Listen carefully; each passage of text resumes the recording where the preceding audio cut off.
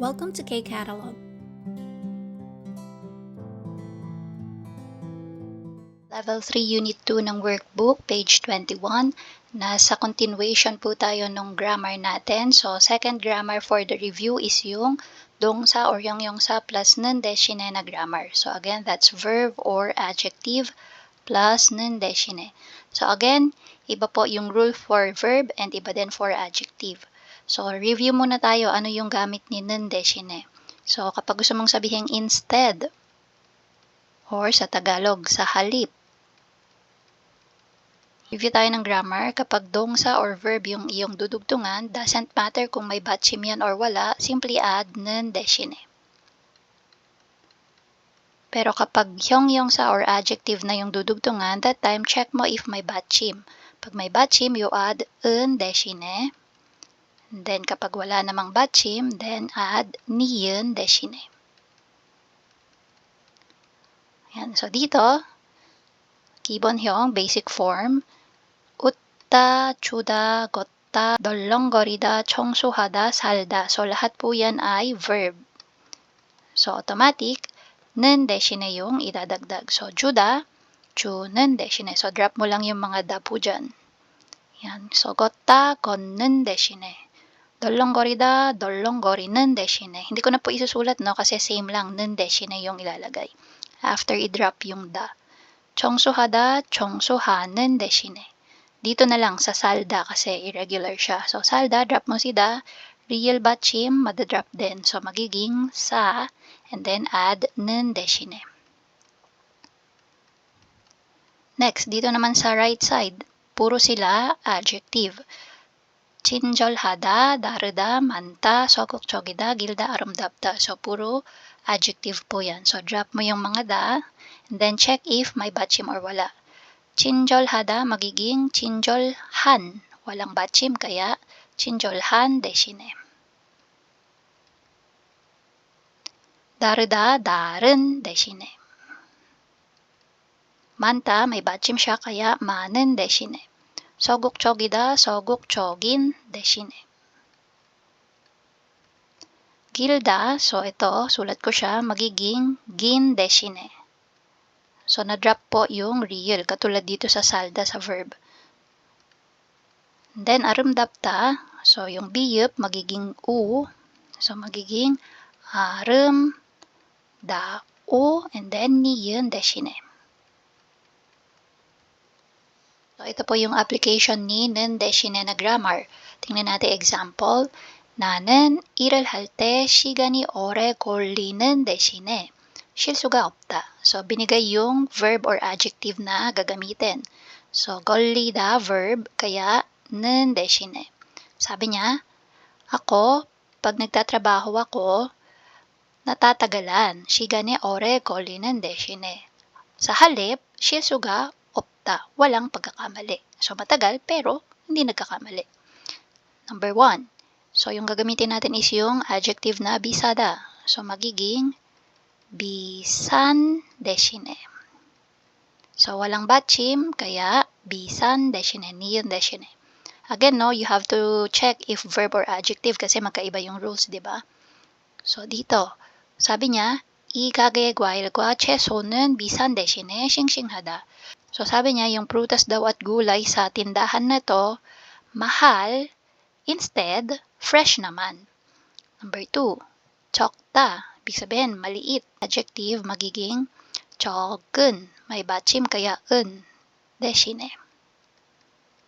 사비 niya, 그 회사는 월급이 적은 대신에 휴가가 많은 편이다. Sabi niya, yung company daw na yon ay maliit ang pasahod. Instead, madami namang vacation leaves. Next, number 3. Gada. So, ito, verb po, no? So, kapag verb, 는 대신에. 가는 대신에. 사비 niya, 버스를 타고 가면 한 번에 가는 대신에 지하철보다 시간이 더 걸린다. Sabi niya, kapag bus daw ang sinakyan niya sa pagpunta kung saan man siya pupunta, 한 번 가는 대신에. So, isang beses lang sasakay pag bus. Kaya lang, instead, 지하철보다 compared sa subway, mas matagal. 시간이 더 걸린다. Kasi di ba pag nag-subway ka, mas mabilis yung oras, kaya lang you have to transfer few times, di ba? Palipat-lipat ka. Pag bus, isang diretso lang. Yun nga lang, medyo matagal. Number 4. 가족과 멀리 떨어져 살다. So, verb po yan. So, real, madadrop, kaya magiging 사는 대신에. So, again, sabi niya, 가족과 멀리 떨어져 사는 대신에 매일 영상통화를 한다. So, siya daw ay nakatira malayo sa kanyang pamilya. Instead, everyday sila ay nag-video call. Now, for item number 3, again, application pa rin to nung 는 대신에 na grammar. So, sabi, 보기와 같이 대화를 완성하세요. Complete natin yung conversation by checking paano yung ginawa sa example. 사비 니가 친한 친구 생일인데 바빠서 못 만날 것 같아요. Sabi niya, birthday daw nung kaibigan niyang malapit sa kanya, pero dahil busy sila, baka hindi daw sila makapagkita or makapag-meet. So, sagot sina, 그럼 못 만나는 대신에 선물을 보내는 거 어때요? Kung ganun na hindi kayo magkikita, instead, ano kaya kung magpadala ka na lang ng regalo? So, dito, tayo yung mag-iisip, no, kung ano yung gagamitin nating verb or adjective. Okay, so dito sa number 1, 집 근처에 산이 있어서 공기가 깨끗하지요. Sabi niya, doon daw sa malapit sa tinitira niya ay may bundok, kaya malinis yung hangin. Tama ba? So, kino-confirm niya, no? Sagot sina, 네, 그런데 공기가 blank, 벌레가 많아요. Sabi niya, kinonfirm niya na, oo, tama. Malinis yung hangin, 그런데, kaya lang, 벌레가 많아요. Madami naman daw insects. Yan. So, dito, may hint tayo. So, ano yung ginamit ni ga na adjective dito nung tinanong niya? Sabi niya, 공기가 깨끗하지요. So, 깨끗하다. So, yan yung gagamitin natin. So, 깨끗하다 adjective. So, magiging 깨끗한. Then, 대신에. So, yung sagot na nina, 네, 그런데 공기가 깨끗한 대신에 벌레가 많아요. Yes, malinis yung hangin. Instead, madami namang insects. Number 2. 학교에 다니면서 밤에 아르바이트 하기 힘들죠. Sabi niya, habang nag-a-attend ka ng school sa gabi, nagpa-part-time ka kaya mahirap, di ba? Sagot sina, 네, 그래도 blank 학비를 벌 수 있어서 좋아요.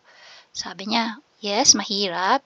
Ganun pa man, 그래도 학비를 벌 수 있어서 nakakaipon or nag-earn naman daw siya ng pang-tuition kaya good na rin daw.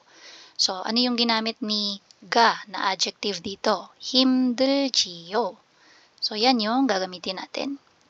힘들다, magiging 힘든 대신에.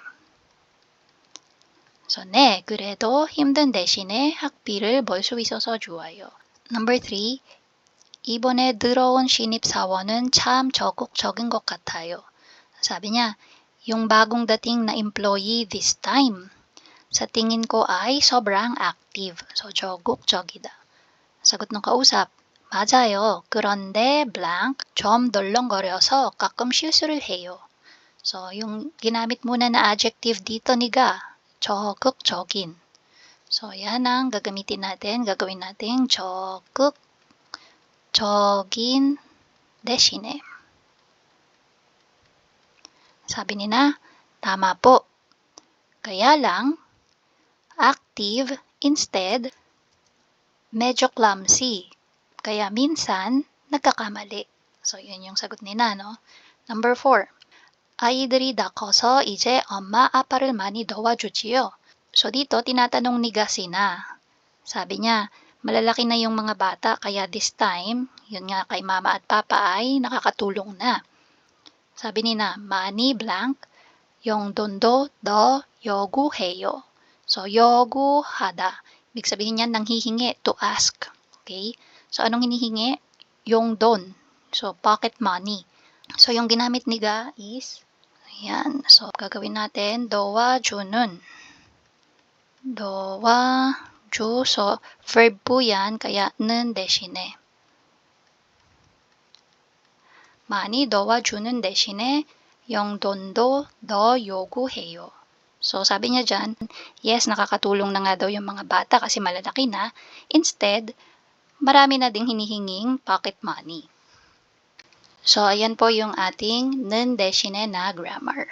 And that's it. If you find this video helpful, please hit the like, share, and subscribe button. So I still hope to see you in the upcoming videos, and again, thanks for watching.